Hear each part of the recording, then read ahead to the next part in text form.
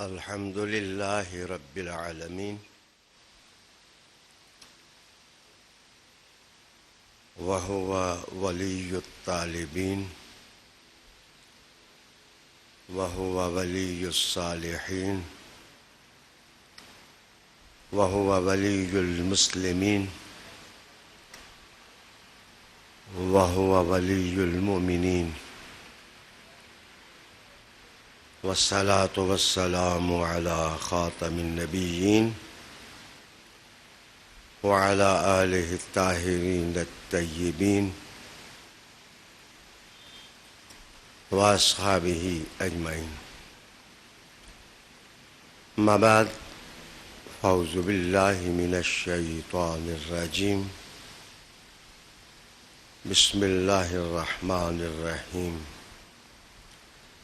إن الله وملائكته يصلون على النبي يا أيها الذين آمنوا صلوا عليه وسلموا تسليما. اللهم صل وسلم على سيدنا ونبينا ومولانا محمد وعلى آل سيدنا ونبينا ومولانا محمد وبارك وسلم صل عليه. حدثنا شعبة قال حدثني بشر قال حدثنا محمد عن شعبة عن سليمان عن إبراهيم عن ألقمة عن عبد الله قال لما نزلت الذين آمنوا ولم يلبسوا إيمانهم بالظلم قال أصحاب رسول الله صلى الله عليه وآله وسلم أينا لم يظلم فأنزل الله إن الشرك لظلم عظيم. درود شریف. اللهم صل وسلم على سيدنا ونبينا ومولانا محمد وعلى آل سيدنا ونبينا ومولانا محمد وبارك وسلم صل عليه. عزت کے لائق اور احترام کے لائق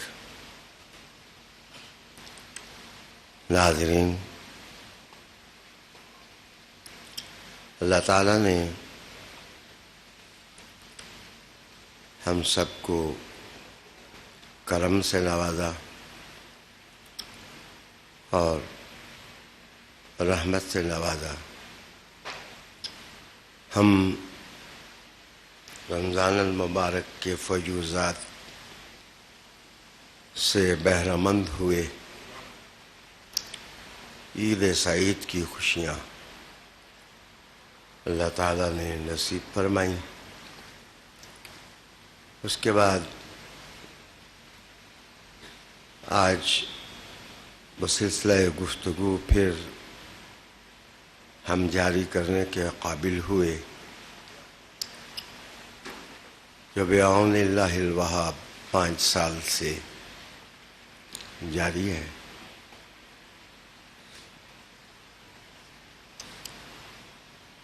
آج جس وقت میں گفتگو شروع کر رہا ہوں تو عالمی سطح پر پوری دنیا ٹوبیکو اور تمباکو نوشی کے خلاف ایک مہم چلا رہی ہے. اسی سے خیال گزرا کہ شاید صرف سطحی الفاظ کے ساتھ مذمت کر دینا کافی نہ ہوگا. ہمیں عقل، سوچ، تفکر اور تاریخ کے سمندر میں مد و جزر دیکھنے ہوں گے اور قافلہ انسانیت کو سائل مراد تک پہنچانے کے لیے صحیح فکر کی تلاش کرنی ہوگی، اور صحیح فکر تلاش کرنے کے بعد جو لگائے دنیا کے اندر عمل کا صحیح راستہ تجویز کرنا ہوگا۔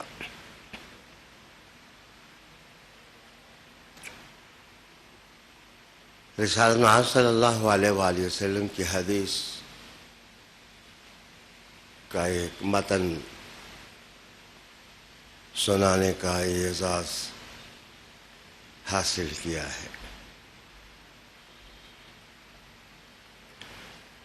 حدیث فہمی کے لیے فن حدیث کے اپنے تقاضے ہوتے ہیں، لیکن آج ہم جس زمانے سے اور دور سے گزر رہے ہیں،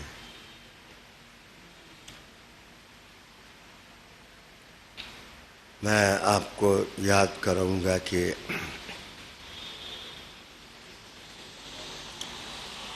جنگ عظیم میں ایک لیڈر نے دوسرے لیڈر کو دھمکی دی تھی کہ ہم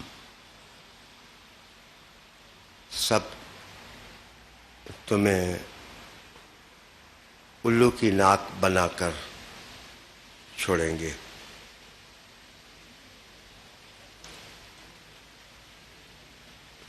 سلطان صلاح الدین ایوبی نے بھی ایک جملہ کہا تھا کہ ہم توسیع پسندی کا منشور نہیں رکھتے، ہمارے پاس ایک علم اور فکر کا خزانہ ہے، ہم اسے بے نقاب کر کے دنیا کے سامنے رکھنا چاہتے ہیں۔ محمد بن قاسم جب چھوٹی عمر میں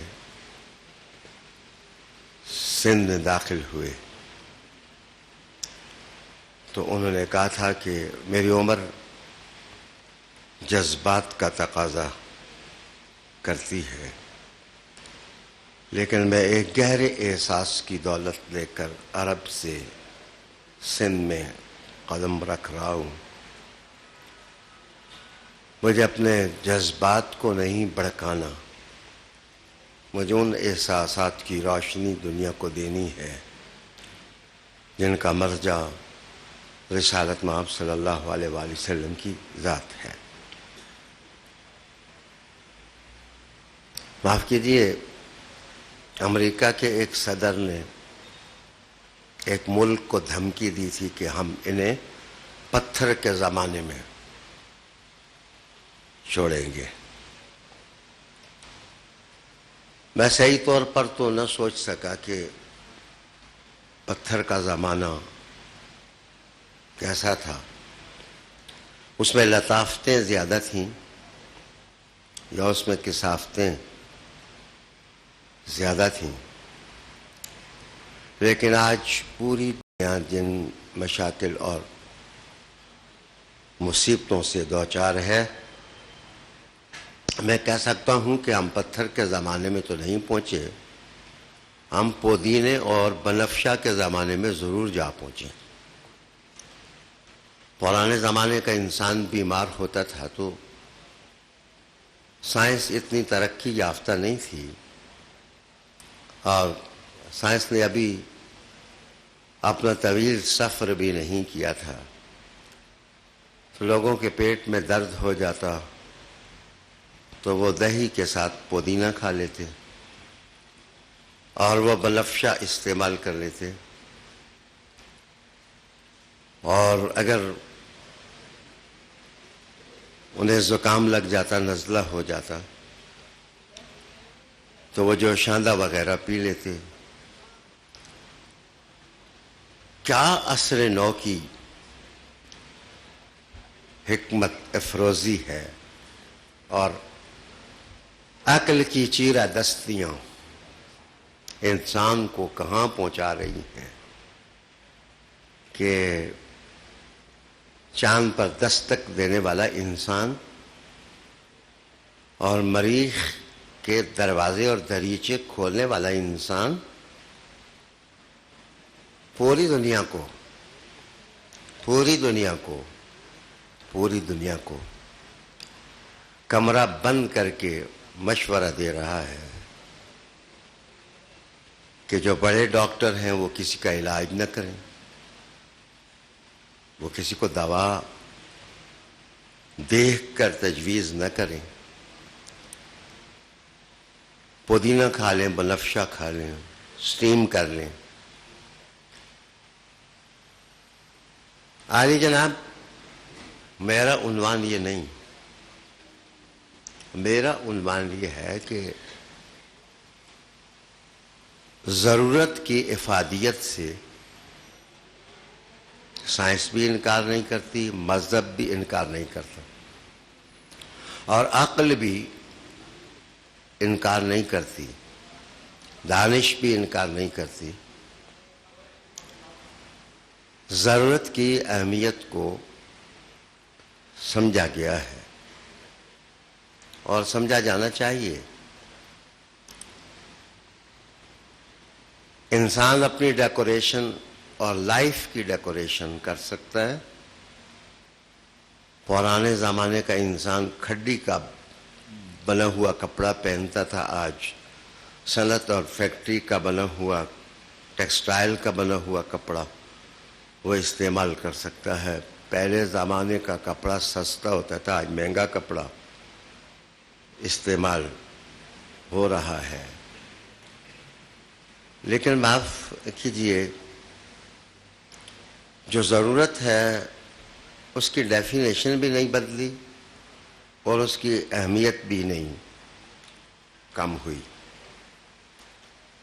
مثلا آدم علیہ السلام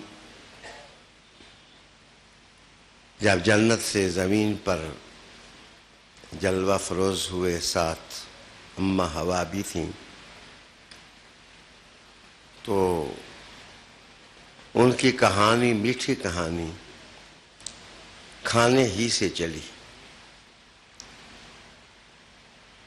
گندم کا دانہ کھانا ہو یا کوئی استعارہ مجاز ہو، مجھے اس سے بحث نہیں۔ آدم علیہ السلام گندم کا دانہ کھا بیٹھے، جنت سے زمین پر آنا مقدر ٹھہرا، تشریف لے آئے۔ اس کا مطلب ہے کہ کھانا ضرورت ہے اور پانی پینا بھی ضرورت ہے۔ تو جو ضرورت ہے وہ تو آدم کے زمانے میں بھی ضرورت تھی اور آج بھی ضرورت ہے۔ ضرورت کی اہمیت کل بھی تھی، کھانے کی اہمیت کل بھی تھی، اور پانی پینے کی ضرورت اہم آج بھی ہے۔ میں آپ کی توجہ چاہوں گا کہ پانی پینا ممکن ہے کہ اس کی صورت بدل گئی ہو، کوئی پنجاب کے اندر جو 5 دریا ہیں ان سے پانی پیتا ہو، کوئی گنگور گٹاؤں سے نچڑتا پانی بارش کی صورت میں استعمال کرتا ہو، کوئی آدمی کنویں سے پانی کھینچ کر پیتا ہو، لیکن پانی تو وہ پیتا ہے۔ اس لیے انسانی ضرورتوں سے ابا نہیں کیا جا سکتا، انکار نہیں کیا جا سکتا۔ کھانا کھانا انسانی ضرورت ہے۔ انسان نے مسالے ڈال کر کے چٹنیاں بنا لیں، ذائقے میں دلچسپی پیدا کر لی اور ذوق تبدیل کر لیا، لیکن کھانا کھائے بغیر انسان کے لیے زندگی گزارنا مشکل ہے۔ یہاں پر پہنچ کر مجھے علامہ اقبال کے الفاظ آپ کے سامنے پیش کرنے ہیں۔ انہوں نے کہا تھا کہ بڑا افسوس ہے، افسوس بالائے افسوس ہے کہ انسان نے ہمیشہ اپنی مادی ضرورتوں کی اہمیت کو جانا ہے اور سمجھا ہے، لیکن انسان نے کبھی اپنی روحانی ضرورت کو محسوس نہیں کیا ہے۔ کائنات کی ایک روحانی تفسیر بھی ہونی چاہیے۔ جب تک ہم کائنات کی حقیقی روحانی تفسیر کو نہیں سمجھ پاتے، کہتے ہیں کہ زندگی کی ضرورت کو ہم پورا نہیں کر پاتے۔ یہاں سے وہ مذہب کی بالادستی شروع کرتے ہیں اور استدلال کے ساتھ مذہب پر بحث کرتے ہیں کہ جیسے پانی پینا انسان کی ضرورت ہے، ایسے ہی مذہب اور دین بھی انسان کی ضرورت ہے۔ جیسے کھانا کھانا انسان کی ضرورت ہے، ایسے ہی مذہب اور دین بھی انسان کی ضرورت ہے۔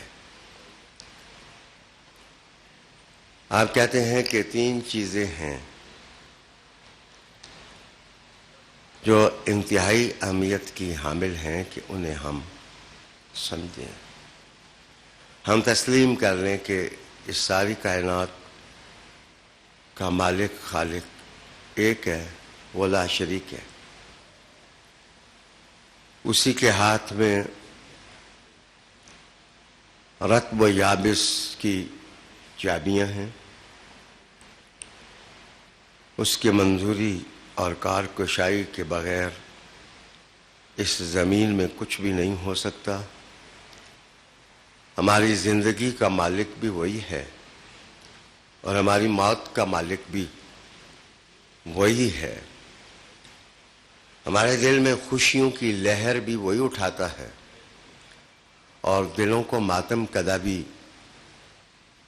وہی بناتا ہے۔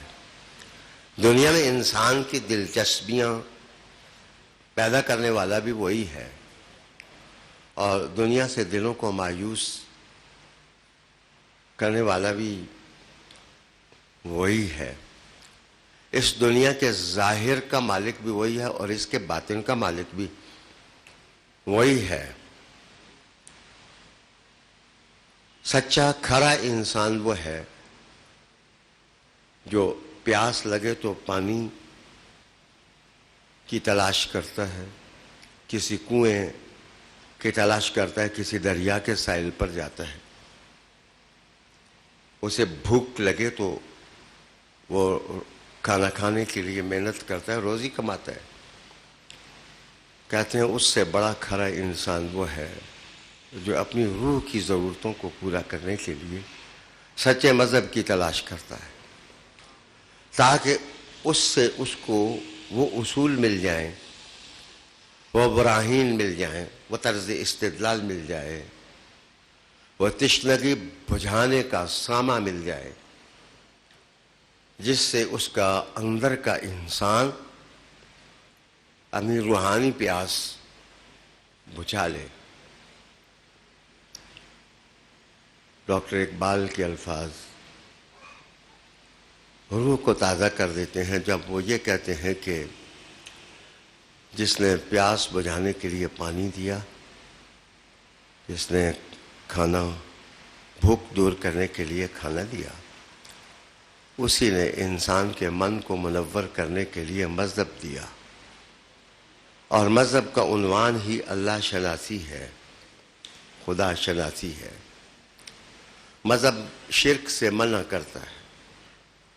وہ حدیث شریف جو میں نے آپ کے سامنے تلاوت کی اس میں یہی کہا گیا ان الشرک لظلم عظیم۔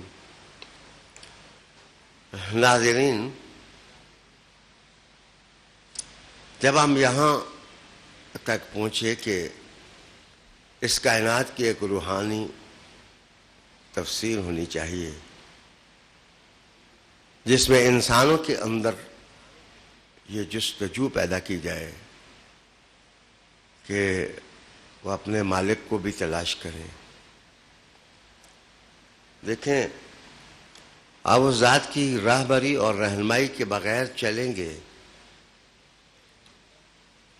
تو وقتی طور پر شاید پودینہ اور بنفشہ آپ کو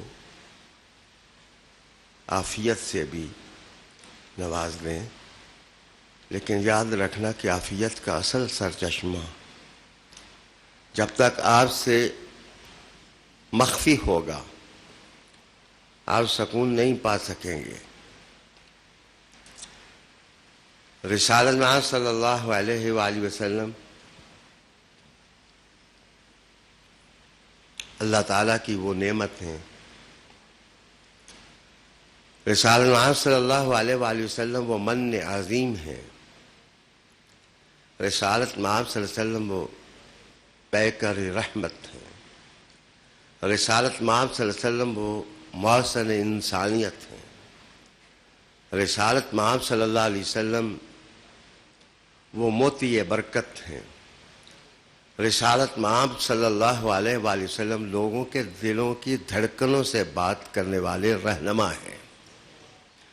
رسالت میں صلی اللہ علیہ وآلہ وسلم روح کی کسک بھی جانتے ہیں اور روح کی تڑپ بھی جانتے ہیں۔ رسالت میں صلی اللہ علیہ وسلم راہوں کی پیچیدگیوں کو بھی سمجھتے ہیں اور صراط مستقیم کی حقیقت بھی جانتے ہیں۔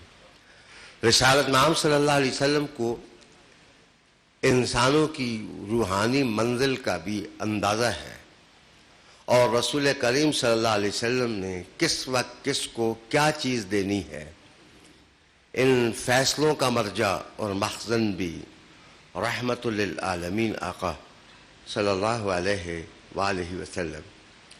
ناظرین،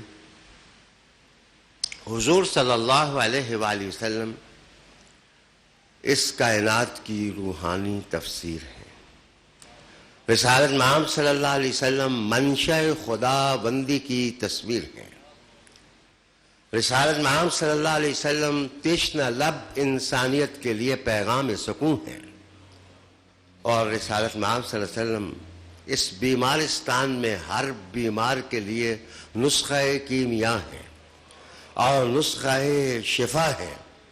مسیحا نفسی کا کوئی ایسا کوئی ایسا طریقہ، کوئی ایسا راستہ نہیں ہے جو اللہ تعالیٰ نے محمد الرسول اللہ ہے صلی اللہ علیہ وآلہ وسلم کو نہ دیا ہو۔ آپ صلی اللہ علیہ وآلہ وسلم نے جب مذہب کو اور جب دین کو اسٹڈی کے لیے، مطالعہ کے لیے، مسائل کے حل کے لیے، قبول کرنے کے لیے لوگوں کے سامنے رکھا تو رسول کریم صلی اللہ علیہ وسلم کے قوانین رہبری کے 5 سادے سے طریقے تھے کہ کہیں وہ ڈسٹرب نہ ہونے پائے۔ میں ضرور حوالہ دوں گا آج اس بات کا بھی کہ 1945 کے بعد جب جنگ عظیم بننے لگی تو یونائٹڈ نیشنز جیسے ادارے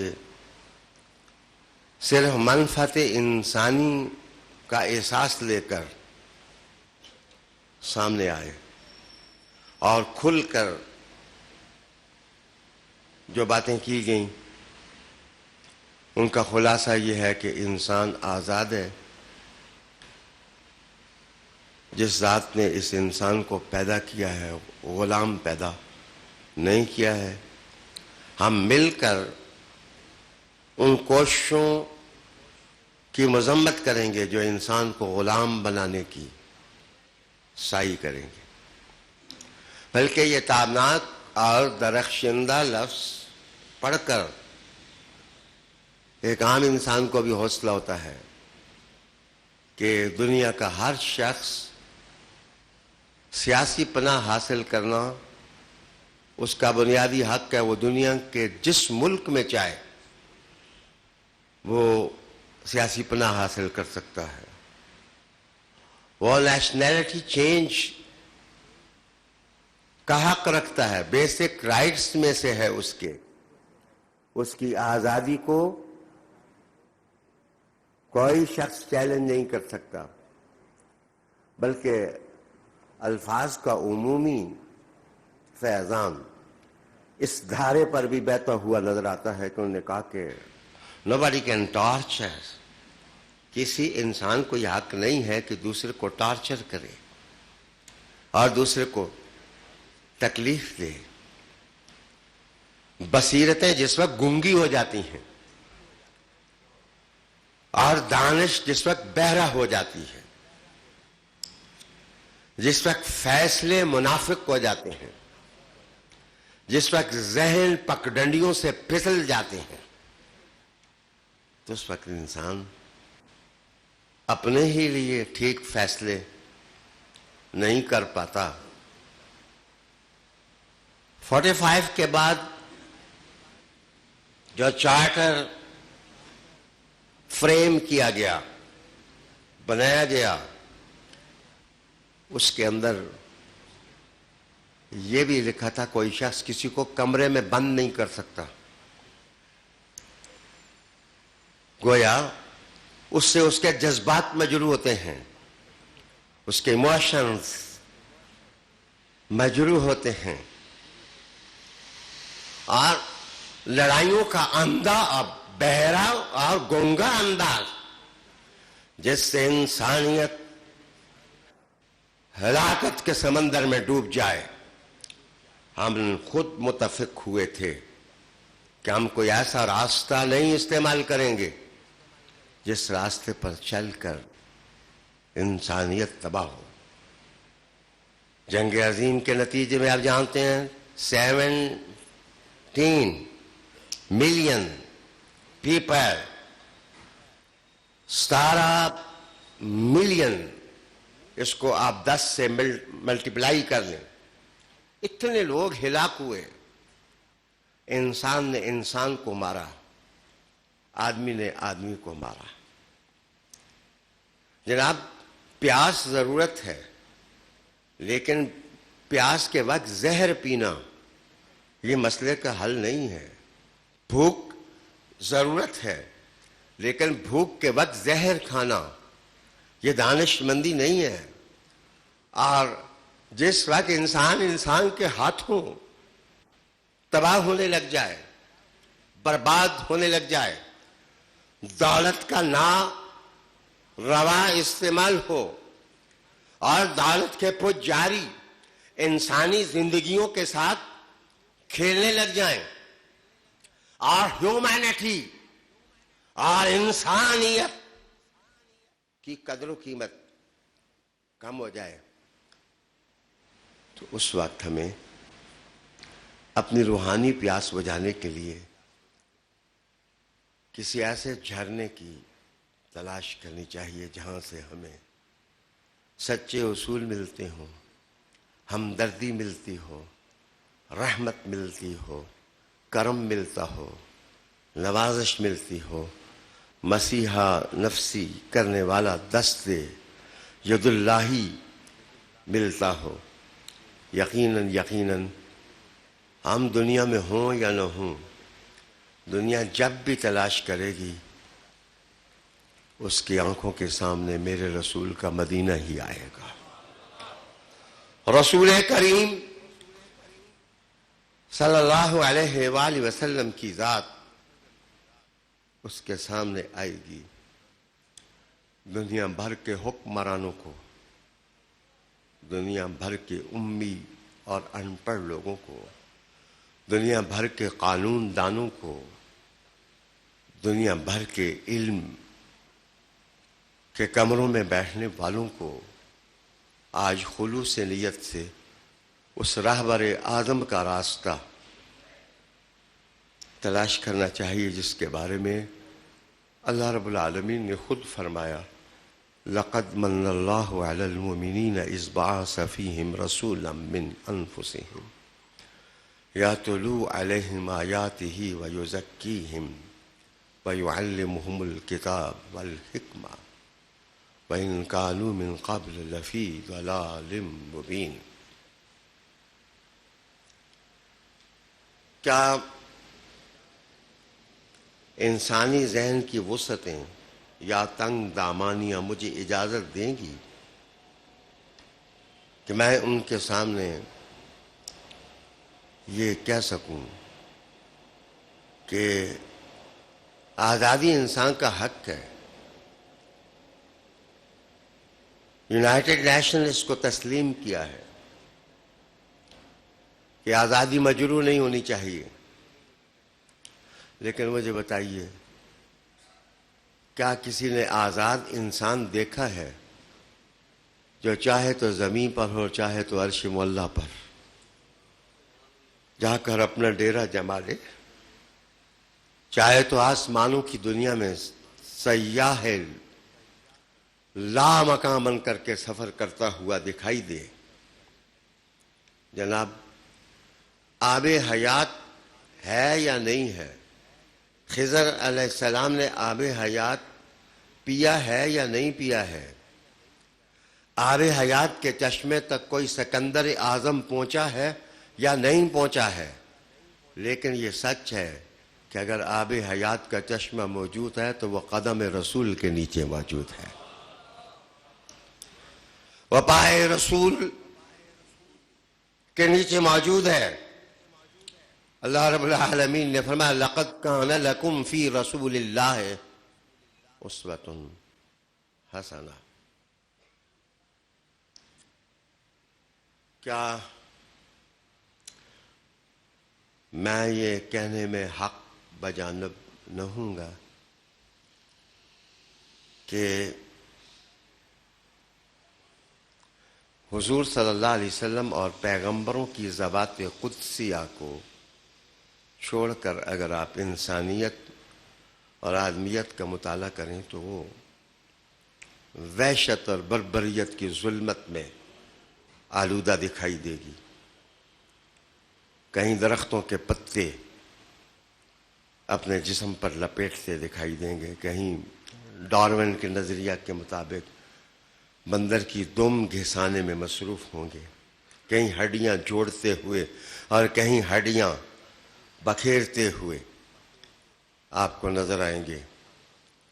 اگر انسانیت قابل فخر نظر آتی ہے تو وہ رسول کریم کے منبر کے سائے میں نظر آتی۔ جس وقت انسان کو انسان کی تعریف کرنے کا بھی شعور نہیں تھا، اس وقت وہ کتاب جو رسول کریم کے سینے پر نازل ہوئی وہ کہہ رہی تھی وَلَقَدْ كَرَّمْنَا بَنِي آدم، ہم نے آدم کی اولاد کو عزت دی ہے، ہم نے بنی آدم کی اولاد کو عزت دی ہے۔ حضرت ابو بکر صدیق رضی اللہ تعالی عنہ ارشاد فرماتے ہیں کہ جب ہم ہجرت کر کے مدینہ آئے تو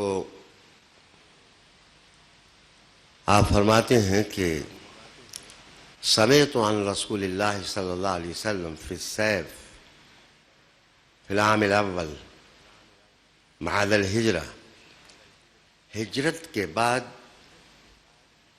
جو باتیں ہم نے رسول کریم علیہ السلام کی زبان سے سنی، گرما کا موسم تھا، شدید گرمی پڑ رہی تھی، سورج گویا سوا نیزہ پر تھا، اور حضور کے عاشق علم کے موتی اکٹھے کرنے کے لیے دامن پھیلائے حضور کے سامنے بیٹھے تھے، اور رحمت للعالمین آقا صلی اللہ علیہ وآلہ وسلم خطبہ ارشاد فرما رہے تھے اور اس خطبے میں رسول پاک صلی اللہ علیہ وآلہ وسلم نے فرمایا تھا کہ وَصَلُّ اللَّهَ الْيَقِينَ وَالْعَافِيَّةَ، اللہ سے یقین کی دولت مانگو اور عافیت کی دولت مانگو، خیریت کی دولت مانگو۔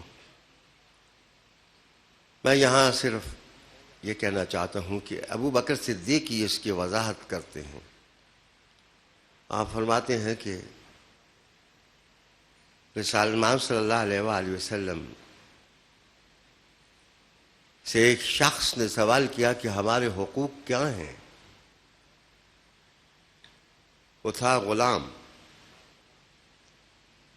تو رسول کریم علیہ السلام نے حضرت ابو بکر صدیق فرماتے ہیں کہا تھا کہ اکرموہم ککرامت اولادکم، تم یتیموں، مسکینوں، تم غلاموں اور تم بے کس انسانیت کے دائرے میں رہنے والوں کو عزت دو، اتنی عزت دو، اتنا احترام دو، اتنا اکرام دو کہ جیسے تم اپنی اولادوں کو عزت دیتے ہو۔ جیسے کسی شخص کا ایک بیٹا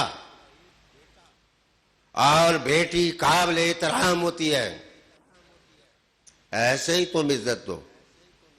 وَأَطْعِمُوهُمْ، اور تم ان کو کھانا کھلاؤ، اور کھانا وہی کھلاؤ جو تم اپنی اولادوں کو کھانا کھلاتے ہو۔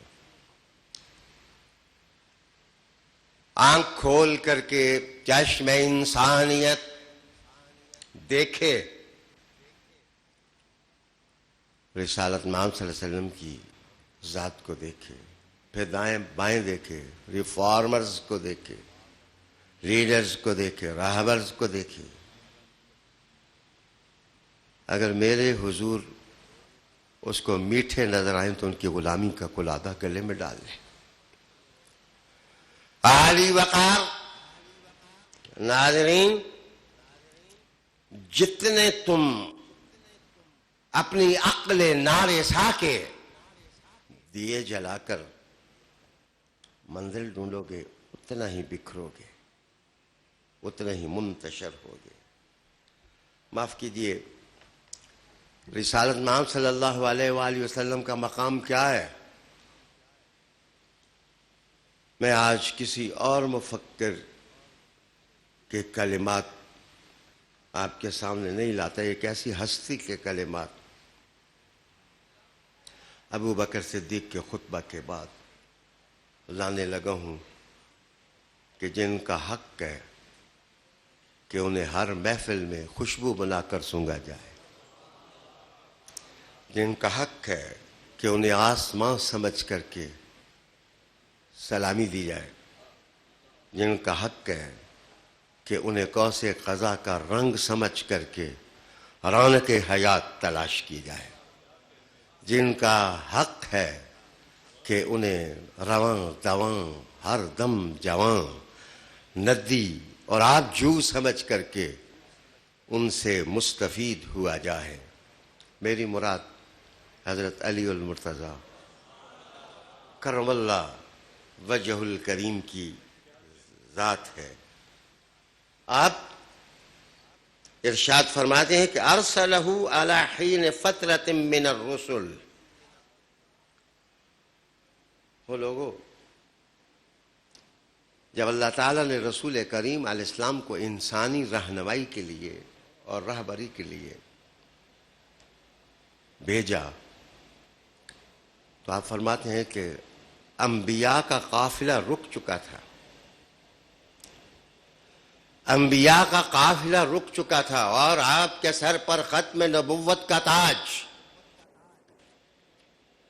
فطرت نے رکھ دیا۔